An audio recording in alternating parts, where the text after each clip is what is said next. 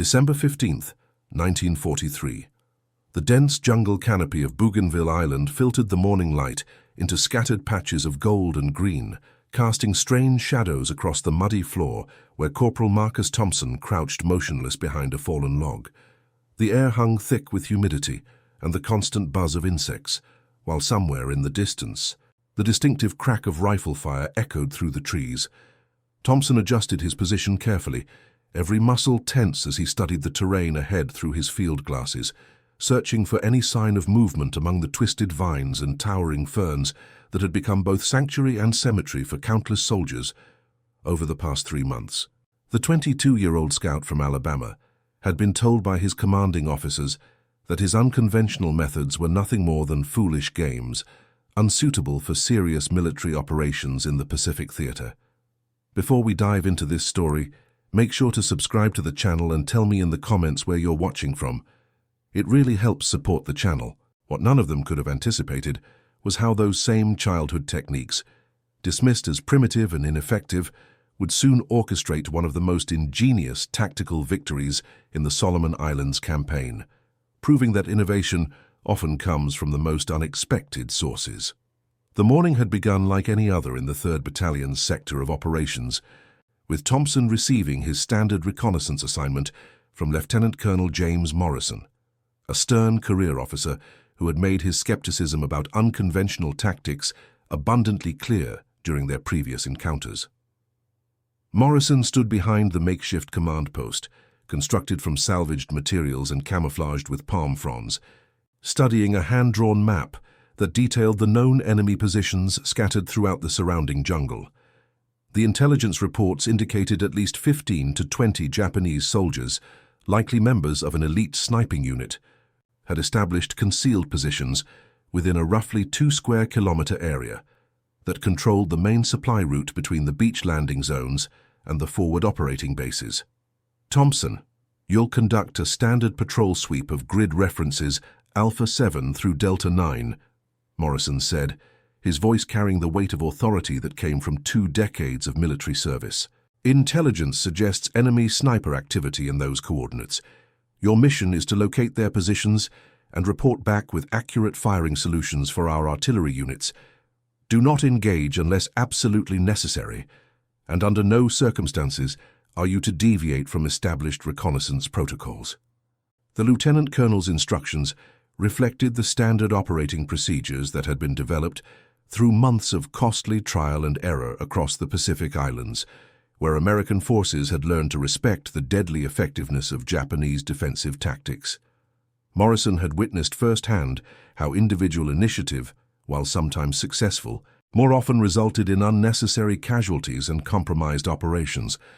The enemy's ability to remain concealed in the dense vegetation while maintaining excellent fields of fire had turned every jungle patrol into a potentially lethal game of hide-and-seek. Thompson nodded respectfully, though his mind was already considering alternatives to the conventional approach that Morrison had outlined. The young corporal had grown up in the woods of rural Alabama, where he had learned to hunt and track from his grandfather, an elderly man who possessed an almost supernatural ability to communicate with wildlife through a variety of calls and signals. Those skills had initially been viewed with suspicion by his fellow soldiers, many of whom came from urban backgrounds and had little experience with wilderness survival techniques. "Understood, sir," Thompson replied, checking his equipment one final time before heading toward the jungle's edge. His standard loadout included an M1 Garand rifle, 240 rounds of ammunition distributed across multiple clips, a pair of military-issue binoculars, a compass, emergency rations, and a canteen filled with purified water. Hidden in his shirt pocket, however, was a small wooden whistle that his grandfather had carved from hickory wood more than 30 years earlier, a simple instrument that could produce a remarkably accurate imitation of at least a dozen different bird species, native to the southeastern United States. The whistle had accompanied Thompson through basic training at Fort Benning, Georgia, where he had discovered that many of the bird calls he had learned in Alabama could be adapted to mimic the sounds of tropical species found throughout the Pacific Islands. During quiet moments between training exercises, he had practiced these calls, gradually developing a repertoire that included everything from the piercing cry of fruit bats to the complex songs of various island birds. His fellow soldiers had initially found these demonstrations amusing, but as the war progressed and they found themselves fighting in environments where auditory camouflage could mean the difference between life and death, some had begun to appreciate the potential tactical applications. As Thompson made his way through the jungle, following a barely visible game trail that wound between massive tree trunks and dense clusters of undergrowth, he could feel the weight of responsibility that came with operating alone in enemy territory. The sounds of combat had faded into the distance, replaced by the natural symphony of insect chirps, bird calls, and the occasional rustle of small animals moving through the vegetation. Every few minutes he would pause to listen carefully, trying to distinguish between the normal sounds of the jungle and any human-made noises that might indicate enemy presence. The terrain proved challenging even for someone with Thompson's wilderness experience. Thick mud sucked at his boots with every step, while thorny vines snagged his uniform and equipment. The humidity was oppressive, causing sweat to pour down his face, despite the filtered sunlight that barely penetrated the canopy overhead. After approximately 45 minutes of careful movement, he reached a position that provided a clear view of the area designated as Grid Reference Alpha 7, where intelligence reports had suggested the highest probability of enemy activity. Through his binoculars, Thompson began a systematic scan of the terrain, looking for any signs of human presence that might reveal sniper positions. The Japanese had demonstrated remarkable skill at constructing concealed fighting positions that blended seamlessly with the natural environment, often using living vegetation as camouflage while maintaining excellent fields of fire toward likely American approach routes. After 20 minutes of careful observation, he had identified 3 potentially suspicious locations where the vegetation appeared to have been subtly altered, or where sightlines seemed too convenient to be entirely natural. The first suspected position was located approximately 200 meters to his northeast, where several large ferns had been arranged in a way that provided concealment while offering a clear view of the main trail. The second was positioned on a slight elevation about 300 meters to the northwest, where a fallen tree created natural cover that could easily hide a single rifleman. The third location was the most concerning, situated only 150 meters directly ahead, where a cluster of boulders provided excellent protection while commanding an overview of the entire area.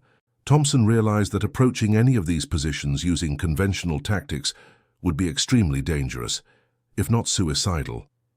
The enemy snipers would certainly be watching for American patrol movements, and any direct approach would likely result in his immediate detection and elimination. Standard military doctrine called for marking these positions and withdrawing to call for artillery support.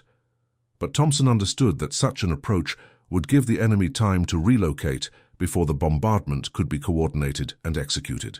It was at this moment that Thompson remembered a particular hunting technique his grandfather had taught him during their expeditions in the Alabama wilderness. The old man had possessed an uncanny ability to lure curious animals into the open by imitating the calls of their natural prey or potential mates, using their own instincts against them to create opportunities for successful hunting. The technique required patience, skill, and an intimate understanding of animal behavior, but when executed properly, it could draw even the most cautious creatures out of their hiding places. Thompson carefully removed the wooden whistle from his pocket, examining its simple construction, and remembering the countless hours he had spent learning to use it effectively. The instrument was barely 3 inches long, carved with intricate patterns that his grandfather claimed helped to modulate the sound, though Thompson suspected the decorations were primarily aesthetic. What mattered was the whistle's ability to produce a wide range of tones and frequencies that could mimic various bird species with remarkable accuracy. The key to success, Thompson realized, would be identifying which bird calls would sound natural in this environment while also being sufficiently interesting to attract human attention. Japanese soldiers, like their American counterparts, had become accustomed to the constant sounds of tropical birds, but certain calls might stand out as unusual or significant enough to warrant investigation.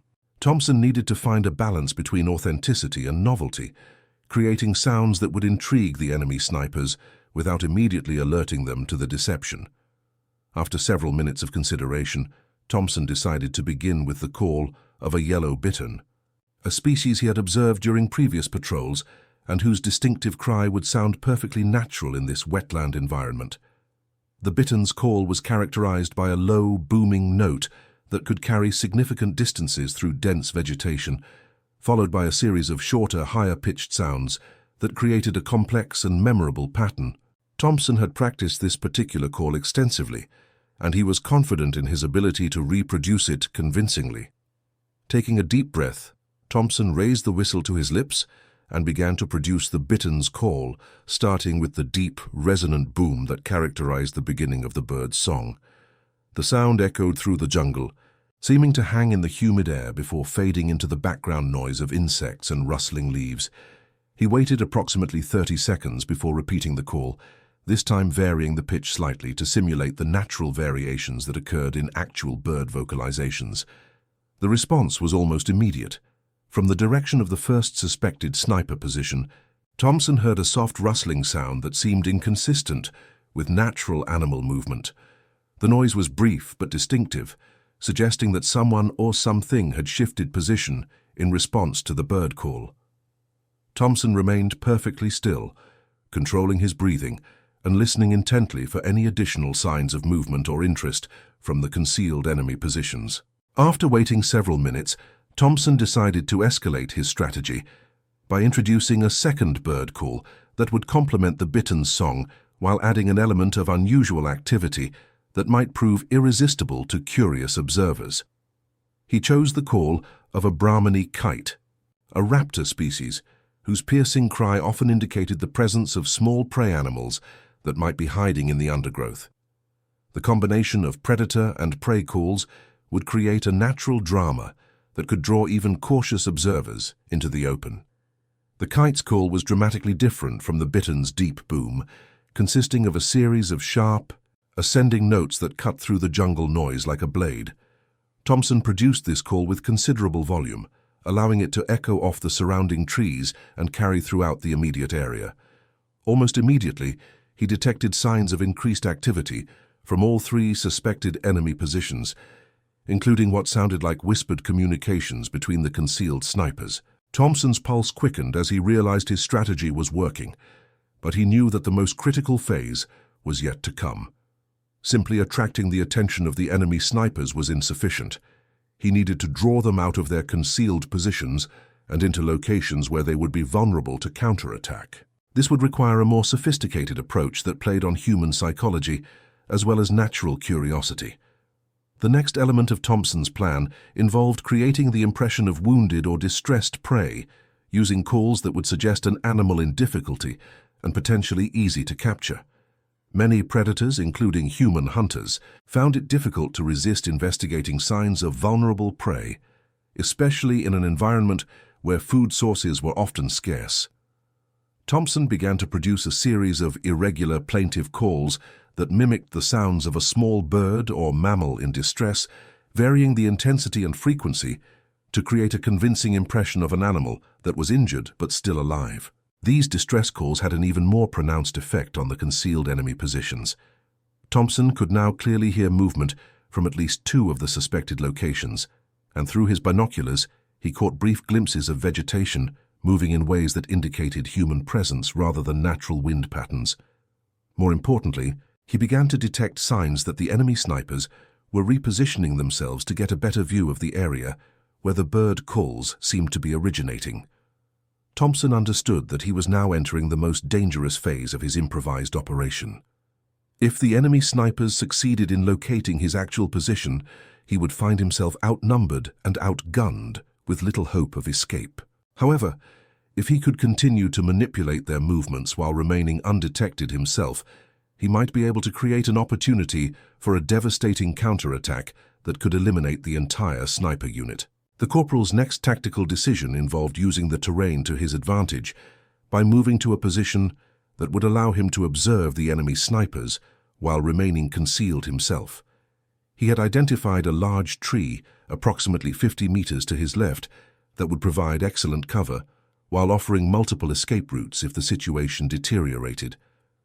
Moving with extreme care, Thompson began to work his way toward this position, pausing frequently to produce additional bird calls that would maintain the enemy's interest while masking any sounds he might make during his movement. As Thompson reached his new position, he was rewarded with a much clearer view of the enemy sniper positions and their current occupants. Through his binoculars, he could now see at least 4 Japanese soldiers who had partially emerged from their concealed positions to get a better view of the area where the bird calls were originating. The soldiers appeared to be communicating through hand signals, and their body language suggested they were attempting to coordinate their movements to investigate the unusual bird activity.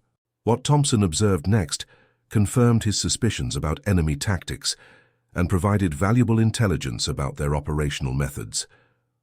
The Japanese snipers were not operating as independent individuals, but rather as a coordinated unit with clearly defined roles and responsibilities. 2 of the soldiers appeared to be serving as primary marksmen, equipped with scoped rifles and positioned to provide overwatch for their companions.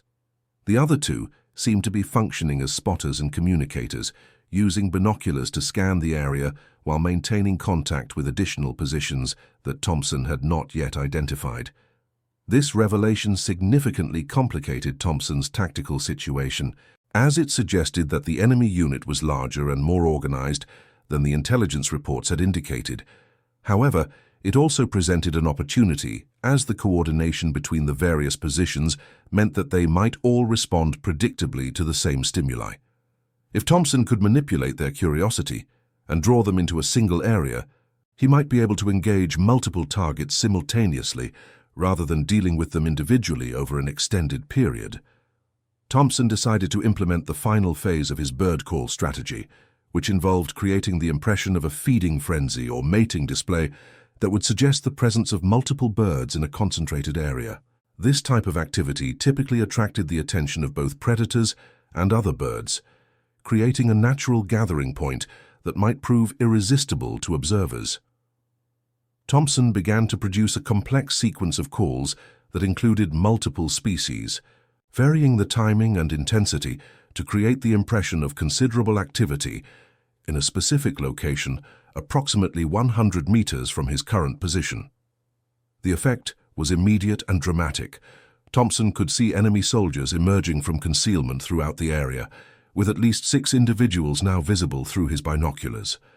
More concerning, he could hear movement from several other directions, suggesting that additional enemy positions had been activated in response to the bird call activity.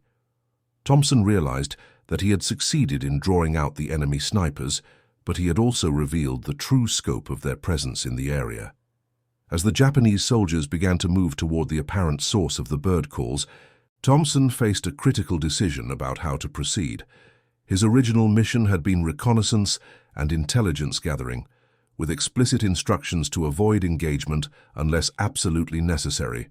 However, the current situation presented an opportunity to eliminate a significant enemy threat, while they were temporarily vulnerable and exposed.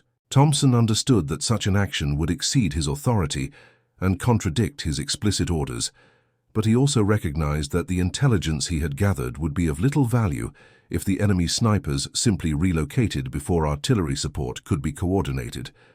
Thompson decided to take action, but he knew that success would depend on careful timing and precise execution.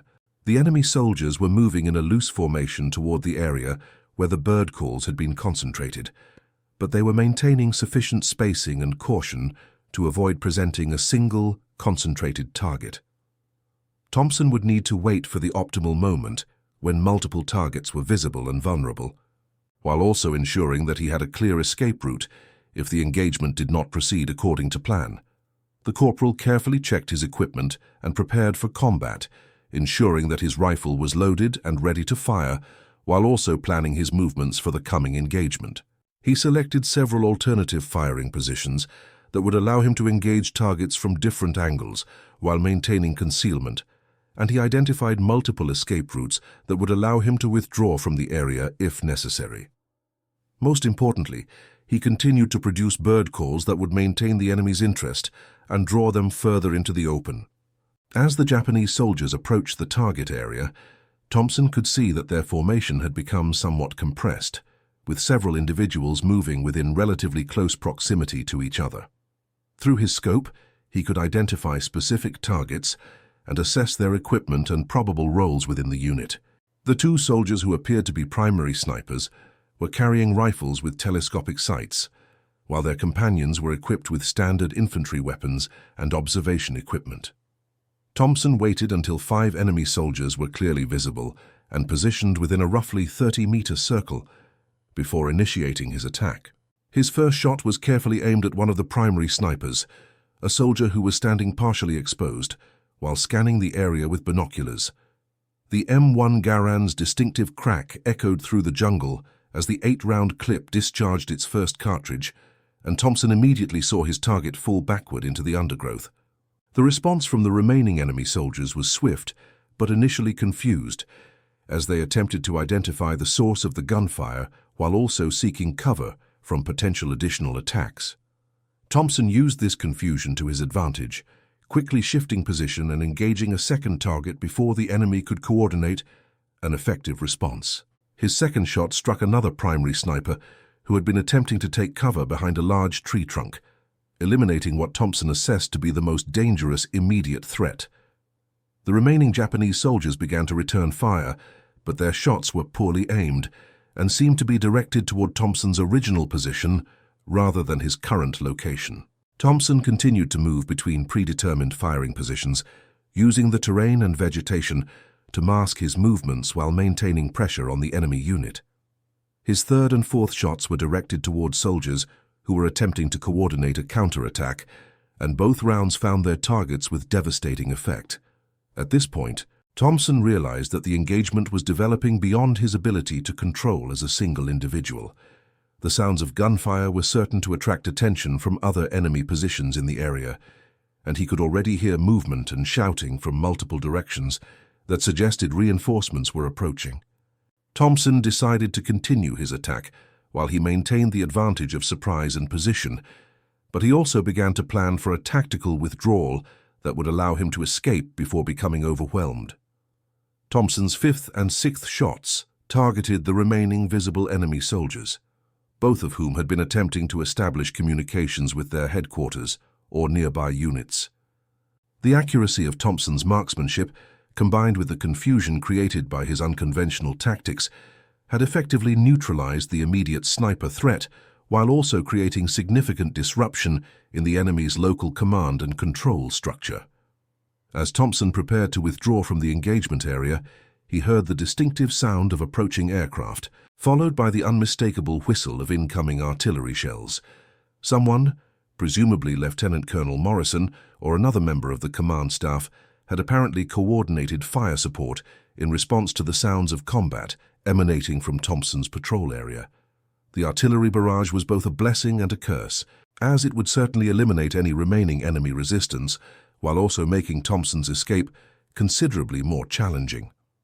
Thompson began to move rapidly toward his planned withdrawal route, using the cover provided by the artillery bombardment to mask his movements while avoiding the areas where shells were impacting.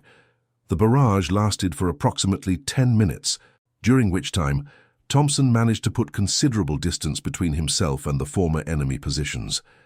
When the shelling finally ceased, an eerie quiet settled over the jungle, broken only by the crackling of fires and the occasional crash of falling debris. The corporal's return journey to the American lines was uneventful but tense, as he remained alert for signs of additional enemy activity, while also watching for friendly forces who might mistake him for an enemy infiltrator.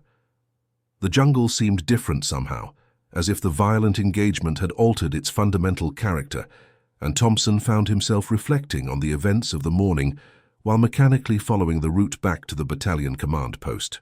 When Thompson finally emerged from the jungle and reported to Lieutenant Colonel Morrison, he found the command staff in a state of considerable excitement and confusion. The sounds of sustained gunfire, followed by the artillery barrage, had created significant concern about the status of Thompson's reconnaissance mission, and several officers had been preparing to organize a rescue operation when Thompson appeared at the perimeter. "Corporal Thompson, report," Morrison said tersely, his expression a mixture of relief and apprehension. "We heard extensive gunfire from your sector, followed by what sounded like a significant engagement. "What's the status of your mission? And did you encounter enemy resistance as anticipated?" Thompson stood at attention and delivered a concise but comprehensive report of his activities, including his discovery of the enemy sniper positions, his use of bird calls to draw them into the open, and the subsequent engagement that had resulted in the elimination of multiple enemy soldiers.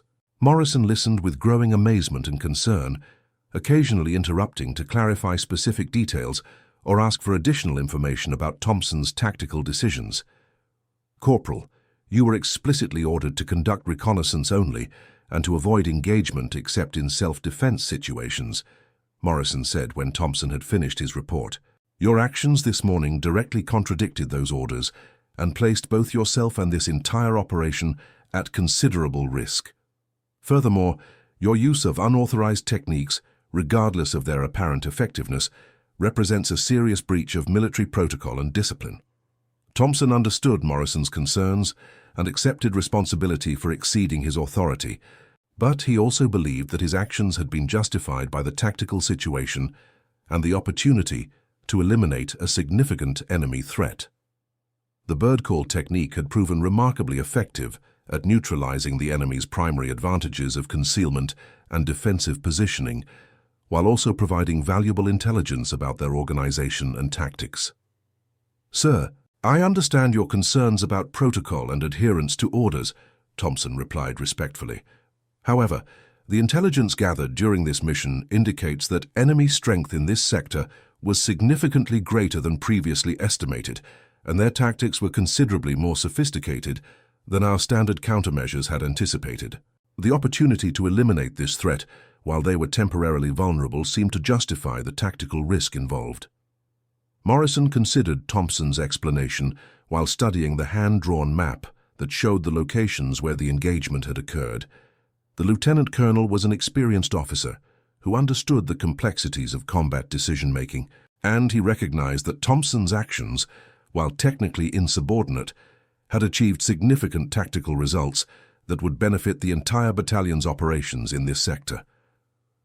"Corporal Thompson, your initiative and tactical innovation are noted, and in this instance seem to have produced favorable results," Morrison said after several minutes of consideration.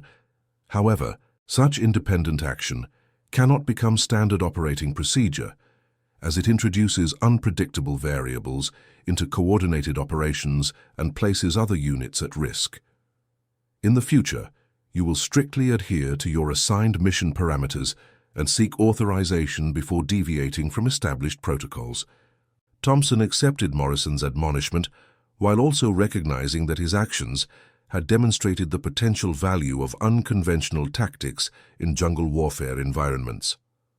The success of the bird call technique suggested that there might be other innovative approaches that could give American forces tactical advantages over an enemy that had proven remarkably adaptable and resourceful throughout the Pacific campaign.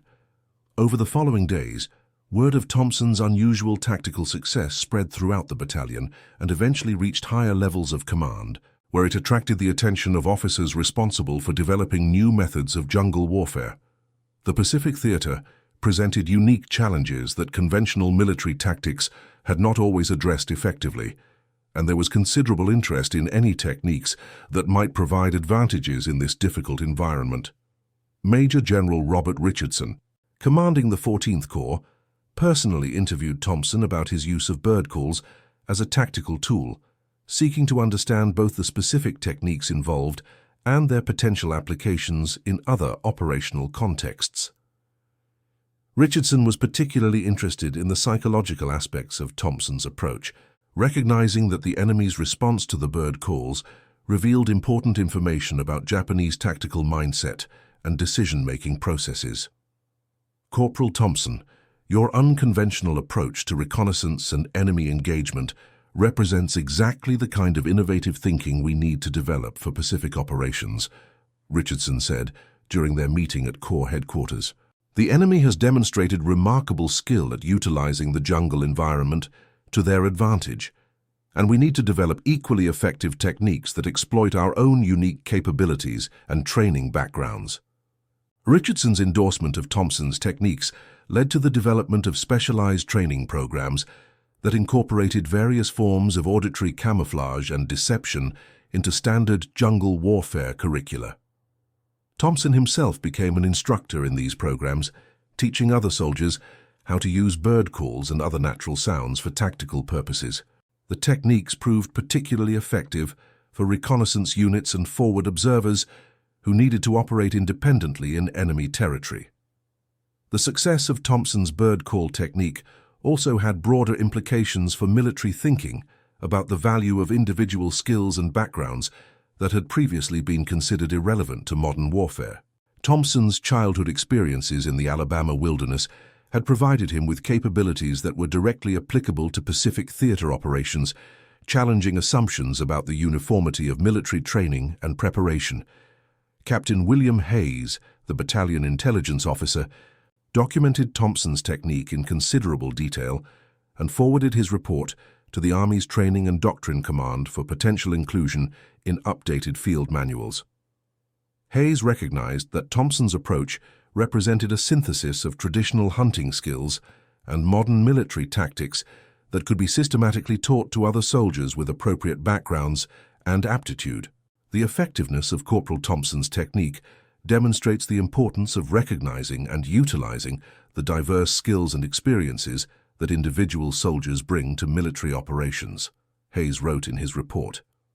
Rather than attempting to standardize all approaches to a narrow range of conventional tactics, we should actively seek to identify and develop the unique capabilities that emerge from soldiers' varied backgrounds and training. Hayes's report emphasized that Thompson's success had not been simply a matter of luck or improvisation, but rather the result of systematic application of well-developed skills that had been adapted to a specific tactical situation. The bird call technique required considerable practice, patience, and understanding of animal behavior, qualities that could be developed through appropriate training programs for soldiers with suitable aptitude and interest. The broader implications of Thompson's success extended beyond tactical techniques to questions of military culture and the value placed on unconventional approaches to problem-solving. Thompson's initial experiences with skepticism and dismissal from his superiors reflected a military culture that often discouraged innovation and individual initiative in favor of standardized procedures and uniform approaches to tactical challenges. Lieutenant Colonel Morrison, reflecting on his initial skepticism about Thompson's methods, acknowledged that his preconceptions had nearly prevented him from recognizing a valuable tactical innovation. Morrison's experience with Thompson influenced his subsequent approach to leadership and his willingness to consider unconventional solutions to operational challenges. Corporal Thompson's success taught me an important lesson about the dangers of dismissing techniques simply because they don't conform to established military doctrine, Morrison said in a later interview with military historians. The Pacific Theater presented us with unique challenges that required innovative solutions, and we needed to be open to learning from soldiers who possessed relevant skills, regardless of their conventional military qualifications. Morrison's changed perspective on unconventional tactics influenced his leadership approach throughout the remainder of the Pacific Campaign, and he actively encouraged his subordinates to explore innovative solutions to tactical challenges while maintaining appropriate coordination and communication with higher headquarters. The long-term impact of Thompson's technique extended far beyond the immediate tactical success on Bougainville Island. The bird call approach became part of a broader recognition that effective jungle warfare required soldiers to develop skills that were fundamentally different from those emphasized in conventional military training. This realization influenced training programs, equipment development, and tactical doctrine throughout the remainder of the Pacific Campaign. Thompson himself continued to serve with distinction throughout the war, participating in operations across multiple Pacific islands and consistently demonstrating the value of unconventional approaches to reconnaissance and tactical intelligence gathering. His techniques were adopted and adapted by special operations units, reconnaissance teams, and forward observers who found that auditory camouflage provided significant advantages in jungle environments. After the war, Thompson returned to Alabama, where he worked as a hunting guide and wilderness instructor, while maintaining his connection to military training programs. He frequently served as a guest instructor at military schools, teaching the techniques that had proven so effective during his Pacific service. His contributions to military tactical development were formally recognized through various commendations and awards, including a Bronze Star for his actions on Bougainville Island. The story of Thompson's bird call technique became part of military folklore and training curricula, serving as an example of how individual initiative and unconventional thinking could contribute to tactical success even in the most challenging operational environments. The technique itself continued to be taught and refined, with subsequent generations of soldiers adding their own innovations and adaptations. Dr. James Mitchell, a military historian who studied Pacific theater operations, characterized Thompson's contribution as representative of a broader pattern of innovation that emerged from the unique challenges of jungle warfare. Mitchell argued that the Pacific Campaign fostered a culture of tactical experimentation that had lasting influences on American military thinking and doctrine development. Thompson's bird call technique exemplifies the kind of individual initiative and innovative thinking that characterized American forces throughout the Pacific Campaign, Mitchell wrote in his comprehensive study of jungle warfare tactics. The unique challenges of fighting in tropical environments forced soldiers and commanders to abandon conventional approaches and develop new techniques that exploited their specific advantages and capabilities. Mitchell's research documented numerous similar examples of tactical innovation throughout the Pacific Campaign, showing that Thompson's approach was part of a broader pattern of adaptation and creative problem-solving that emerged from the challenging operational environment. These innovations often originated with individual soldiers who possessed relevant skills and experience, rather than emerging from formal military research and development programs. The effectiveness of techniques like Thompson's bird calls also highlighted the importance of understanding and exploiting enemy psychology and decision-making processes. Thompson's success had depended not only on his technical skill at producing convincing bird calls, but also on his insight into how enemy soldiers would respond to unexpected or intriguing auditory stimuli. Colonel James Harrison, who served as a tactical intelligence analyst during the Pacific Campaign, emphasized the psychological dimensions of Thompson's technique in his post-war analysis of unconventional warfare methods. Harrison argued that Thompson's approach succeeded because it exploited universal human tendencies toward curiosity and investigation that transcended cultural and military training differences. The genius of Thompson's bird call technique lay not simply in its ability to produce convincing animal sounds, but in its exploitation of fundamental psychological principles that influenced enemy behavior, regardless of their specific training or cultural background. Harrison wrote, "Curiosity about unusual or unexpected phenomena is a universal human characteristic that can be systematically exploited for tactical advantage."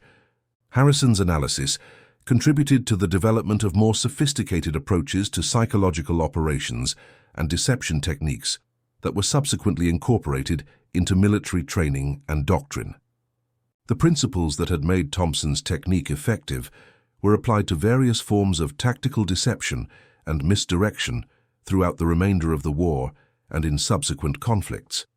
The recognition and documentation of Thompson's contribution also reflected broader changes in military attitudes toward individual initiative and unconventional approaches to tactical challenges. The Pacific Campaign had demonstrated that rigid adherence to standardized procedures was often insufficient for dealing with the complex and varied challenges presented by different operational environments and enemy tactics. General Douglas MacArthur, in his post-war memoirs, specifically cited examples like Thompson's bird call technique as illustrations of the innovative spirit that had characterized American forces throughout the Pacific Campaign. MacArthur argued that this willingness to experiment and adapt had been crucial to American success in a theater where conventional tactics often proved inadequate. The Pacific War was won not only through superior resources and industrial capacity, but also through the initiative and innovative thinking of individual soldiers who refused to be constrained by conventional approaches to tactical challenges, MacArthur wrote. Examples like Corporal Thompson's bird call technique demonstrate the importance of encouraging and rewarding creative problem-solving at all levels of military organization. MacArthur's endorsement of unconventional tactics reflected a broader recognition within American military leadership that future conflicts would require continued innovation and adaptation rather than simple reliance on established doctrine and standardized procedures. This perspective influenced post-war military education and training programs, which began to place greater emphasis on creative thinking and individual initiative. The story of Thompson's success also became part of broader discussions about diversity and inclusion within military organizations, as it demonstrated how soldiers from different backgrounds could contribute unique and valuable capabilities to military operations. Thompson's rural Alabama upbringing had provided him with skills that were directly relevant to Pacific theater operations, challenging assumptions about the types of backgrounds and experiences that were most valuable for military service. Dr. Sarah Williams, a sociologist who studied military culture and diversity, argued that Thompson's experience illustrated the importance of recognizing and valuing the diverse skills and experiences that soldiers brought from their civilian backgrounds. Williams contended that military organizations that actively sought to identify and utilize these diverse capabilities would be more effective than those that attempted to standardize all soldiers according to narrow criteria. Thompson's success demonstrates that effective military organizations must be able to recognize and exploit the full range of capabilities that their personnel possess. Rather than attempting to force everyone into standardized roles and procedures, Williams wrote in her study of military diversity and effectiveness, "The complexity of modern warfare requires organizations that can adapt and innovate, and this capacity often emerges from the diverse backgrounds and experiences of individual service members." Williams's research contributed to ongoing discussions about recruitment, training, and personnel management policies that would maximize the military value of individual differences and capabilities. The principles illustrated by Thompson's experience continued to influence military thinking about how to identify, develop, and utilize unconventional skills and approaches. The tactical lessons learned from Thompson's bird call technique were also incorporated into training programs for special operations units and other specialized military organizations that operated in challenging environments, requiring innovative approaches to reconnaissance and intelligence gathering. These units found that techniques like Thompson's could be systematically taught and applied across a wide range of operational contexts. Master Sergeant David Rodriguez, who served as an instructor in special operations training programs during the post-war period, emphasized the continued relevance of Thompson's approach for modern military operations. Rodriguez argued that the fundamental principles underlying Thompson's technique remained applicable even as technology and tactics continued to evolve. The specific technique that Thompson used might be less relevant in modern electronic warfare environments, but the underlying principles of exploiting enemy psychology and using unconventional approaches to gain tactical advantage remain as important today as they were during World War II, Rodriguez explained in his training lectures. The key is understanding how to adapt these principles to contemporary operational challenges and available technologies. Rodriguez's training programs incorporated modified versions of Thompson's techniques, alongside more modern approaches to reconnaissance and intelligence gathering, showing how historical innovations could be adapted and updated for contemporary applications. This approach reflected a broader recognition that military effectiveness required both understanding historical precedents and adapting them to current circumstances. The documentation and analysis of Thompson's contribution also provided valuable insights for military historians and tactical analysts who sought to understand the factors that contributed to American success in the Pacific theater. Thompson's story illustrated how individual initiative and innovative thinking could have strategic implications that extended far beyond their immediate tactical impact. Professor Robert Chen, a military historian at the Naval War College, incorporated Thompson's story into his comprehensive analysis of Pacific theater operations, arguing that such examples of tactical innovation were crucial to understanding how American forces overcame significant disadvantages in terrain, climate, and enemy familiarity with local conditions. Examples like Thompson's bird call technique demonstrate that American success in the Pacific was not simply a matter of superior resources and technology, but also reflected a culture of innovation and adaptation that encouraged soldiers to develop creative solutions to tactical challenges, Chen wrote. These individual contributions, when multiplied across thousands of similar examples, created a cumulative advantage that proved decisive in many operations. Chen's analysis showed how individual innovations like Thompson's technique contributed to broader patterns of American tactical superiority that emerged throughout the Pacific campaign. The cumulative effect of numerous small innovations and adaptations created advantages that were often more significant than dramatic technological breakthroughs or resource advantages. The story of Thompson's success also became an important example in leadership training programs, where it was used to illustrate the importance of recognizing and supporting subordinate initiative even when it challenged conventional approaches or exceeded formal authority. Thompson's willingness to exceed his explicit orders, combined with Morrison's eventual recognition of the value of his actions, provided a complex case study in leadership and decision-making under uncertainty. Colonel Patricia Johnson, who developed leadership curricula for the Army's Command and General Staff College, used Thompson's story to explore the tension between maintaining discipline and encouraging innovation within military organizations.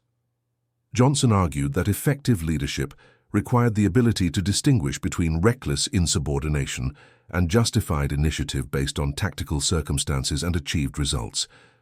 Thompson's story illustrates the complexity of leadership decisions when subordinates exceed their authority but achieve positive results, Johnson explained in her leadership seminars.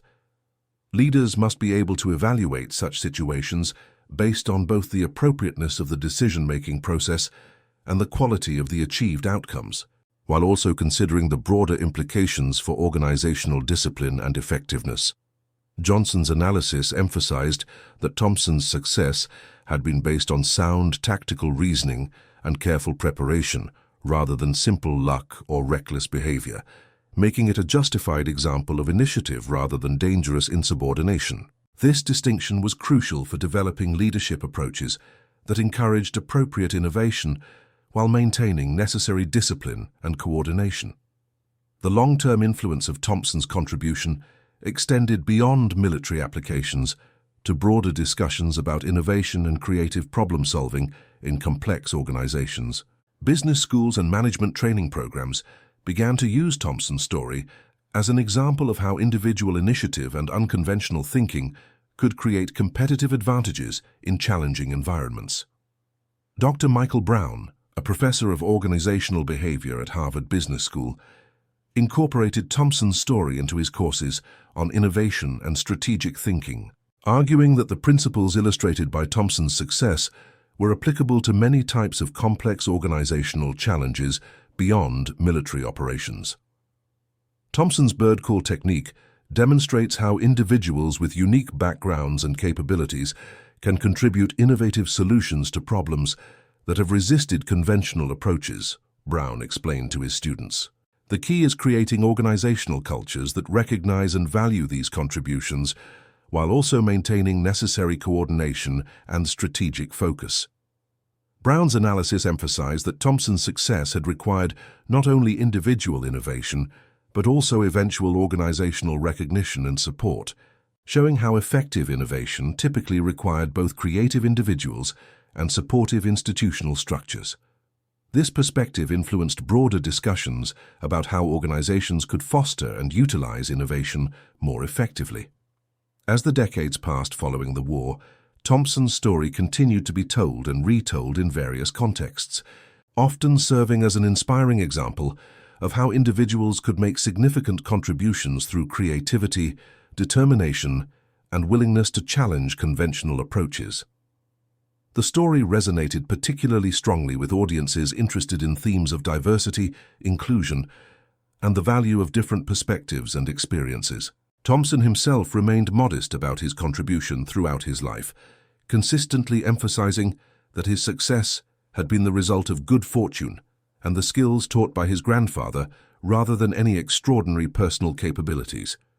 He continued to teach and share his techniques with interested students and military personnel, always emphasizing the importance of patience, practice, and understanding of natural systems. In interviews conducted during his later years, Thompson reflected on how his wartime experiences had shaped his understanding of the relationship between traditional skills and modern challenges.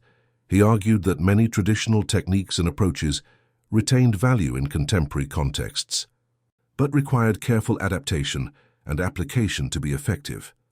The bird calls I learned as a child in Alabama didn't change during the war, but how I used them had to be completely different, Thompson explained in a 1992 interview. The key was understanding what elements of the traditional technique were essential and what parts needed to be modified for the specific situation I was facing. That same principle applies to many different kinds of challenges, not just military ones. Thompson's perspective on the relationship between tradition and innovation influenced many of the people he taught and mentored throughout his post-war career. His approach emphasized respect for traditional knowledge, while also recognizing the need for constant adaptation and improvement based on changing circumstances and new challenges. The story of Thompson's bird call technique ultimately became more than just an account of tactical innovation during World War II.